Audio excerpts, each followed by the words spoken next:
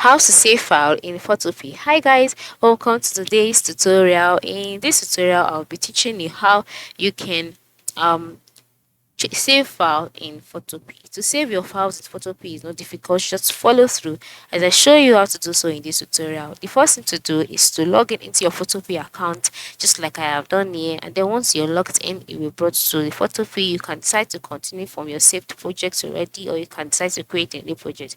Whichever one, just ensure that you are on the online photo editors page where you can edit and customize your pictures the way you want. So once you've done that, you would see that this is your project. Once you've done everything that you want to do and you want to save it, next thing to do is to go to the top part of the screen where you can see a menu displaying options such as file, edit, image layout, select, filter, view, window, etc. Then click on file. So once you click on file, a box will display.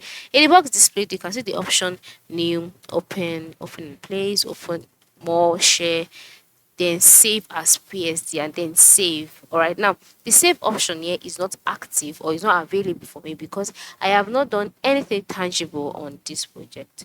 All right, so ensure you've worked enough for your project, and then once you've done one or two things, the save option will be available. All right, and then from there you can now click on save. Once you click on save, you'll be asked the storage format. Select it. Once you've selected storage format, the project to be saved automatically to your device. It is that simple. Okay, if you click on save as PSD, it will most likely not save in the formats that you want it to, but you can also use that. All right, save as PSD, and then you can give it a name, and then you click on save, and just like that it will be saved.